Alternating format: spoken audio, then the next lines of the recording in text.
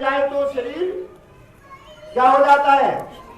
रथी चला गया तो अब क्या रह गया? अर्थी। जब आप ले जाते हैं चार कंधों पर तो क्या बोलते हैं उसे? अर्थी ले जा रहे हैं। अर्थी का मतलब क्या है? इसमें से रथी चला गया है। अब ये रथ रह गया है। ये रथी के बिना अरथी, माने नहीं है, इससे रथी, इससे अर्थी है। तो ध्यान से सुनो, जीवन को केवल आत्मा शरीर से चली गई तो शरीर नहीं रहेगा। अब जरा कान की बात सुनना, ये शरीर में वायु तत्व है, पांचों तत्वों को अपने समूह का संपर्क चाहिए। अग्नि को अग्नि का संपर्क चाहिए, अग्नि के उपासक हैं हम सब लोग। वायु को वायु का संपर्क चाहिए, इसलिए आप श्वास लेते हैं और वो जो अंदर का वायु तत्व है वो वायु मिलते ही तृप्त हो जाता है, संतुष्ट हो जाता है। क्या श्वास लिए बिना कोई जिंदा रह सकता है?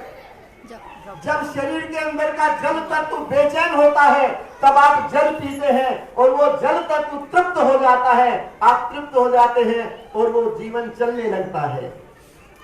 तो बिना जल के जल तृप्त नहीं होता, बिना वायु के वायु तत्व तृप्त नहीं होता। हर तत्व अपने समूह के संपर्क में रहना चाहता है और गुण गुणी के बिना नहीं रहता। अग्नि का गुण क्या है? जीवन देना। जल का जीवन, जल का उद्देश्य क्या है? जीवन देना। तो हम क्या कर रहे हैं?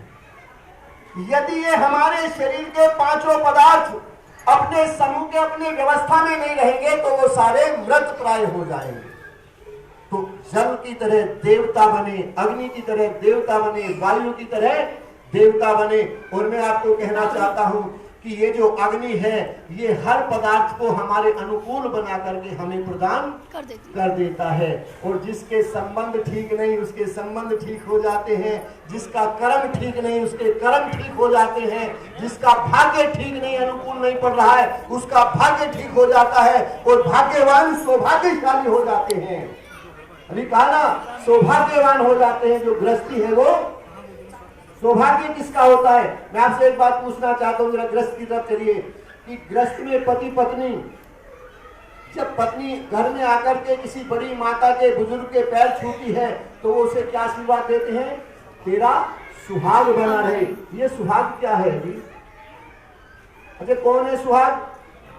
पति को कहते हैं, पति की आयु, पति को कहते हैं, पति को सुहाग बोलते हैं। और यदि मैं पूछूं राजेश जी आपका सुहाग कौन है? अब सोचते हैं पति का तो कोई सुहाग नहीं होता। अरे पति का सुहाग पत्नी होती है और पत्नी का सुहाग पति होता है। तो जब पत्नी किसी के पैर छू रही है तो उसे आशीर्वाद क्या मिल रहा है? तेरा सौभाग्य बना रहे, तेरा सुहाग बना रहे, अर्थात तेरा पति की लंबी आयु हो। अरे पैर तो पत्नी छू रही है, आशीर्वाद पति को मिल रहा है। ऐसे ही बस मैं यही कहना चाहता हूं, जब आप गृहस्थ में पति पत्नी को वो मधुपर खिलाते हैं ना जिसमें शहद होता है, शहद का भारी गुण ये है कि वो जिस दवाई के साथ जुड़ता है उसी के महत्व को बढ़ा देता है, उसके गुणों को बढ़ा देता है। तो जो पत्नी पति के गुणों का महत्व बढ़ाए और पति पत्नी के गुणों का महत्व बढ़ाए वो पति पत्नी बढ़िया जीवन जीते हैं। और जो अपने अपने महत्व को दर्शाता है कि मैं कर रही हूं, मैं कर रहा हूं, तो वो गृहस्थ भी नहीं चलता, या तो समर्पण चलता है। जैसे मैंने अभी बताया, पिता वो जो माँ के गुणों का महत्व बताता है और माँ वो जो पिता के गुणों का महत्व दर्शाता है, उनका गुणगान करते रहते हैं। ऐसे ही पति वो स्वस्थ और सुखी है जो पत्नी का गुण और महत्व हमेशा गाता रहता है, और पत्नी जो पति के गुणों को गाती रहती है। जो अपने अपने गुणों को, अपने अपने महत्व को बढ़ाए और दिखाए वो कभी गृहस्थ कामयाब नहीं हो सकता है। इसलिए ध्यान से सुनना, ये यज्ञ जो है इससे जो संसार की व्यवस्था हमारे अनुकूल नहीं है, यज्ञ करने से वे सारी व्यवस्थाएं हमारे अनुकूल होने लग जाती हैं। बस यदि वो नहीं हो